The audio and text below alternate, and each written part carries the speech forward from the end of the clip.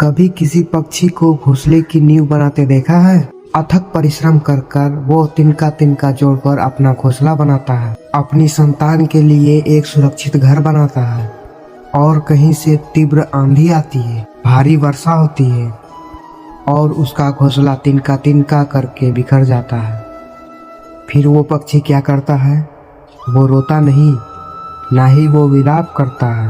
वो बिना विलंब किए फिर से अपना घोंसला बनाना प्रारंभ कर देता है और सफलता पाता है।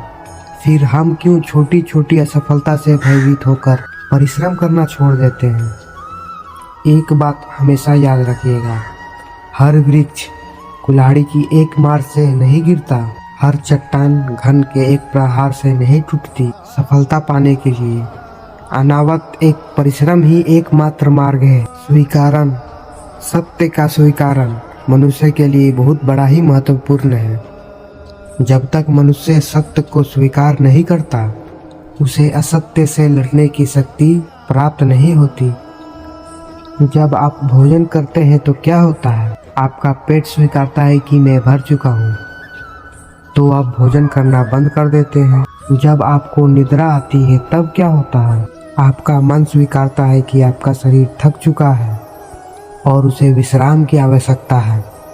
इसी प्रकार जब आपको किसी व्यसन को रोकना हो तो तब आपको स्वीकारना पड़ता है कि बहुत हो चुका, चाहे वो लालच हो या मदिरा पान। उस व्यसन का त्यागना तभी प्रारंभ होता है जब आप ये स्वीकार कर लेते हैं कि आप उस व्यसन के बंधक हैं। दुनिया का सबसे बड़ा पाप क्या है? असत्य बोलना, हत्या कर देना, चोरी करना या किसी का अपमान करना। संसार का सबसे बड़ा पाप है किसी निर्बल को सताना, और संसार का सबसे बड़ा दंड ही उस निर्बल के मुख से निकली हाय है। इसी प्रकार जब आप किसी निर्बल को सताएं तो उसकी मन से निकली हाय और श्राप आपके जीवन को भस्म कर सकता है।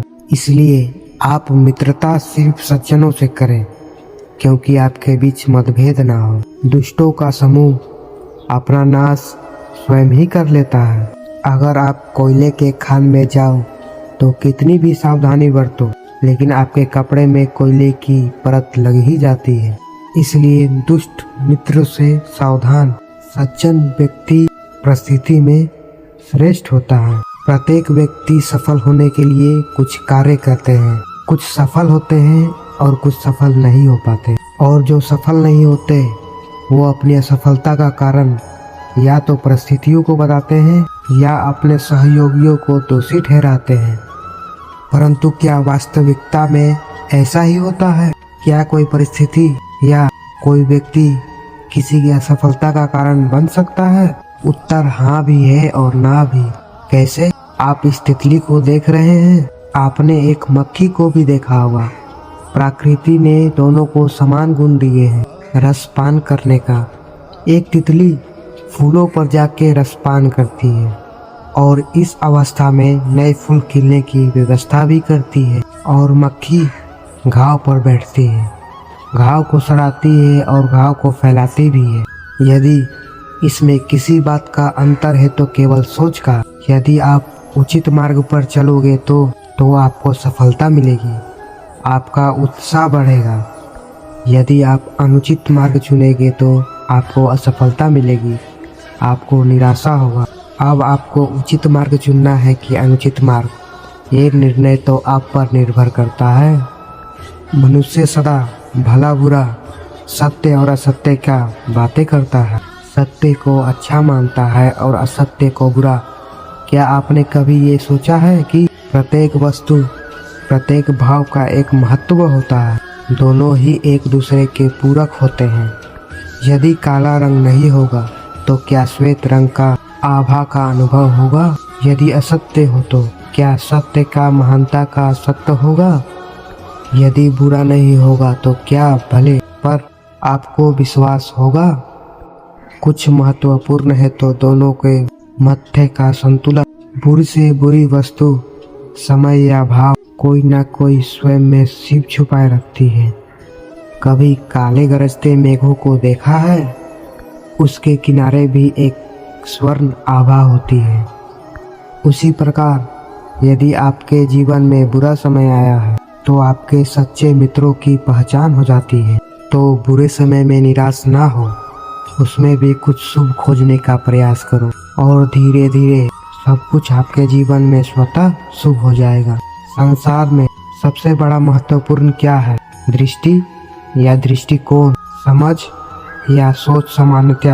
जिस प्रकार भीषण गर्मी हमें सुहाती नहीं, परंतु वही गर्मी सागर और नदियों के जल को वाष्प करती है और हमें मनोरम वर्षा का आनंद देती है, उसी प्रकार भीषण परिश्रम के पश्चात हमें सफलता मिलती है।